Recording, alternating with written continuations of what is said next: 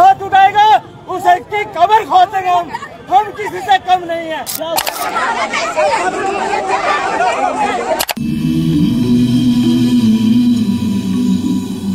दोस्तों, जैसे कि हम सभी को मालूम है कि 13 मई 2025 को महाबोधि महाविहार परिसर में एक सिचुएशन क्रिएट हुई, जिसकी वजह से एक तनावपूर्ण वातावरण वहां पर निर्माण हुआ। वीडियोस तो हम सभी ने देखे हैं और वीडियोस बहुत ज्यादा वायरल भी हुए, लेकिन वहां पर एग्जैक्टली क्या हुआ ये हम जानने का प्रयास करेंगे कुछ बौद्ध अनुयायियों से, जो लोग वहां पर उस समय में घटना स्थल पर मौजूद थे। तो चलिए देखते हैं आज का ये संपूर्ण वीडियो को एंड तक जरूर देखिएगा।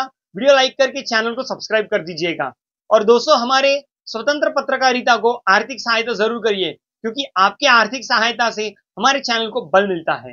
विनाचार्य बंधूंची 1% चुकी नसताना आज आमचं जीवन, आमचं अस्तित्व हे जैलामध्ये आहे।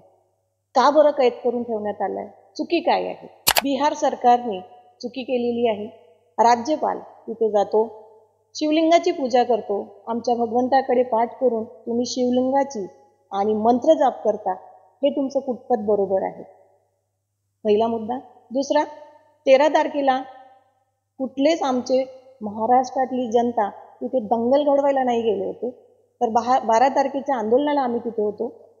आणि तिथे जेव्हा समोर जाताना आम्ही म्हणत आहोत की आम्हाला फक्त काय तर ते तुम्ही पाचपांडव म्हणता आम्हाला बघू द्या, तर पोलीसवाले चक्क आम्हाला म्हणतात की तुम्ही तिथे जाऊ नका, तुम्हाला तिथे जाण्याची परमिशन नाही।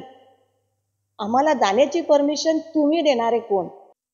आम्ही तुमच्या मंदिरामध्ये येऊन तुम्हाला रोकलं का कधी? मग आमचा राईट तुम्ही कसे काय घेऊ शकता? आम्हाला जाऊ दिलं नाही। तिथे आम्हाला बोलण्यात आले की तुम्ही इथे जय श्रीरामचे नारे लावा, कारण हे 5 पांडव आहेत।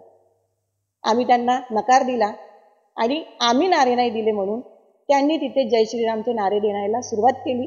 मग आमच्या महिलांच्या भावना भडकल्या आणि तिथे जय भीमचे नारे हे आतमध्ये लागले।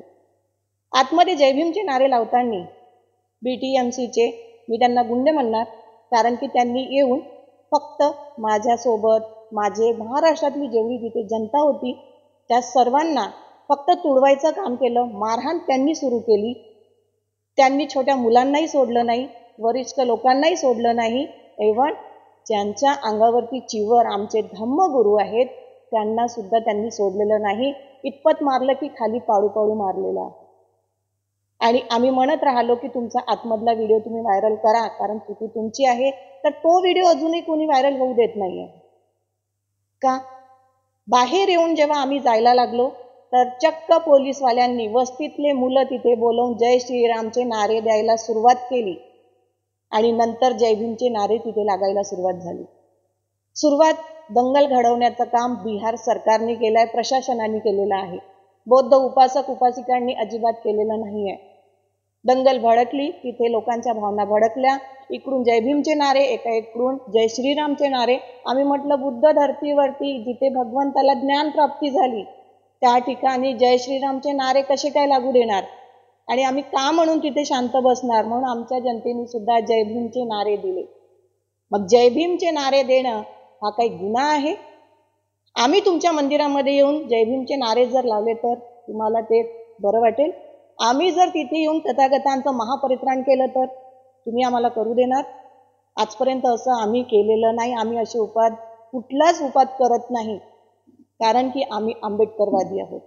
दुसरं, आम्हाला तथागतांचा धम्म हा शांतीचा धम्म आहे, आम्ही त्याच्यावरती चालतोय। त्याच्यामुळे आमच्यासोबत हा अत्याचार आमच्या पूर्वजांपासून होत आलेला आहे आणि याला कुठेतरी थांबवायला पाहिजे, विराम द्यायला पाहिजे। जी तिथली सरकार, तुम्ही पोलीसवाले तिथे रक्षणासाठी होतं, जो गुन्हेगार असतो त्याला तुम्हाला अटक करायला पाहिजे। तर जिथे ते गुन्हे करत होते त्यांना ते सपोर्ट करत होते, त्यांना त्यांच्या हाताने आमच्या महिलांना मारून घेतलं, आमच्या मुलांना मारून घेतलं आणि त्यांना तिथून हाकलूनही लावलं की आता तुम्ही निघून जा, अब तुम यहाँ पे खडे मत रहो। त्यानंतर तिथे एवढी दंगल घडली, विनाचार्य भंतेजी आले, लीड करत होते आकाश लामा। आकाश लामा लीड करत असताना त्यांनाही फोन गेले। आकाश लामांनी सरळ म्हटलं की आप मेरा बीपी बढ़ा रहे हो क्या?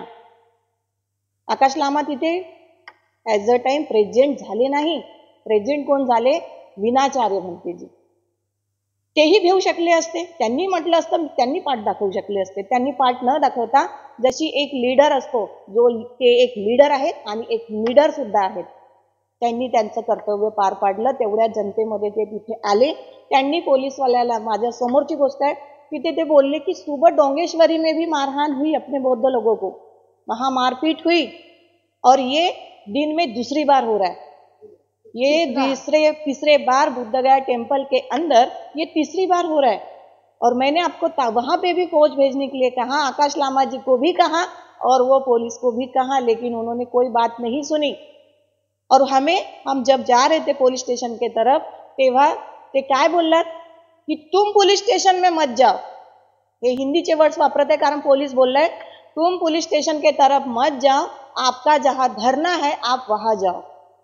आणि आम्हाला गुमराह करून आम्ही पोलीस स्टेशनला तुम्हाला तिथून ना नेऊ, आंदोलनाच्या स्थळी चला आणि तिथून आपण नेऊ असं सांगण्यात आलं. आणि म्हणून जनता धरणा स्थळाकडे गेली. तिथेच त्यांनी स्पॉटवरती लाईट बंद करून टाकली. 1 तास 1.5 तास लाईट बंद. धरणास्थळी गेल्यानंतर लोकांना म्हणजे असं समजायचं की अंधारामध्ये आम्हाला मारहाण करायची प्लॅनिंग होती त्यांची, पोलीसवाल्यांची. एक डग्गा आलेला होता, दुसरा डग्गा आला तिथे. हे काय प्रकार आहे? पोलीसवाल्यांनी आम्हाला तिथे सांगितलं की तुम्ही आतमध्ये बसा. आकाश लामाई बोललेत आप शांत रहो, कुछ मत बोलो, मैं देखता हूँ, मैं समझाता हूँ, मैं करता हूँ.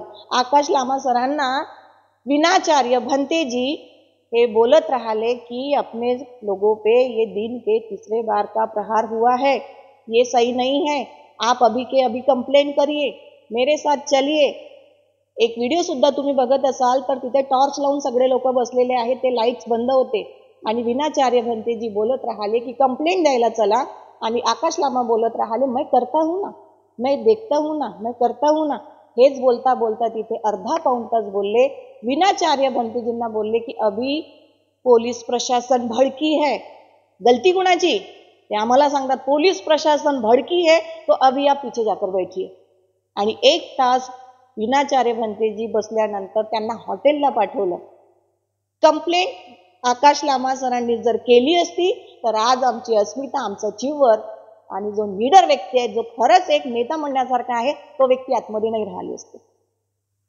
100% आपल्या आकाश लामांची याच्यामध्ये गलती आहे. दुसरा मुद्दा, लोकांनी त्यांच्यावर आक्षेप घेतला की हे रॅली घेऊन आंदोलनाच्या स्थळी आले. आम्ही त्या आंदोलनाला तिथेही होतो. त्यांनी रॅली आणली, शांतीपूर्वक आणली. आणि तिथे गेल्यानंतर त्यांच्यासोबत जो व्यवहार झाला, भंतेजींना 1.5 तास किती भिक्षू, 100 भिक्षू होते, 100 बरोबर, त्यापेक्षा जास्तही तिथे होते भिक्षू. त्यांना उन्हामध्ये बसून ठेवण्यात आलं. त्यांनी म्हटलं होतं की मी इथे माझी शांती मार्च घेऊन येत आहे, तर आपण हे थांबवू. जेव्हा तिथे 8 वाजतापासून तुम्हाला परित्राण करायचं होतं, तुम्ही महापरित्राण करताय. मी तिथेही ते बोलली की महापरित्राण पाठ बुद्ध पौर्णिमेच्या दिवशी हे महाबोधी टेम्पलला व्हायला पाहिजे होतं, ना की आंदोलनाच्या स्थळी. तुम्ही आंदोलनाच्या स्थळी काय करताय तर महापरित्राण पाठ करताय आणि टेम्पलमध्ये शिवलिंगची पूजा करताय. ही किती मोठी शोकांतिका आहे. आणि आमचेच काही बौद्ध भिक्षू म्हणत आहेत की आम्ही जर ते केलं नसतं तर तिथे काही होऊ शकलं असतं. काय झालं असतं?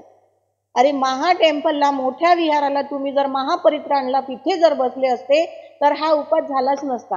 तुम्ही जनतेला आतमध्ये शिरूच दिलं नाही, कारण तिथे राज्यपाल होता, म्हणून आम्हा लोकांना बाहेर ठेवलं.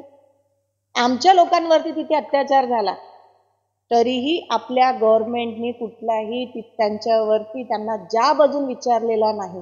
हे कितपत बरोबर आहे? फडणवीस सरांना हा प्रश्न आहे. जर तुम्ही महाराष्ट्राला सांभाळू शकत नाही तर तुम्ही राजीनामा दिला पाहिजे. आमच्या महिलांचा तिथे जो अपमान झाला, आमच्या सिनियर सिटीजनचा जो अपमान झाला, ज्या मुलांना मारहाण करण्यात आली, याचं उत्तर बिहार सरकारला कोण विचारेल? पैसा पैसा पैसा, ज्याला वर्चस्व पाहिजे आहे त्यांनी वर्चस्व घ्या. आणि महाबोधी टेम्पल हे कशा पद्धतीने मुक्त होईल? आज करोडो रुपये प्रत्येकाच्या अकाउंटला गेलेले आहेत. आमचा कुणाला विरोध नाही आहे. हां, पण आकाश लामा सर 1 तारखेला येत आहे, आमचा विरोध आहे. की त्यावेळेस जिथे तुमची आवश्यकता होती तुम्ही तिथे पोहोचू शकले नाही, तुम्ही पोहोचले नाही, तुम्ही साक्षर म्हटलं की मेरा बीपी बढ़ाने आहे क्या? आम्ही तुमच्यावर कसा विश्वास करायचा सगळं? तो मोठा प्रश्न आहे आकाश लामा सर. तुम्ही भिक्षू नाही आहात, तुम्ही उपासक आहात.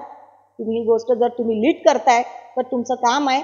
जसं विनाचार्य बंटीजींना फसायची कुठली भीती राहिली नाही तसं तुम्ही पण तिथे येऊन आम्हाला सपोर्ट करायला पाहिजे होता.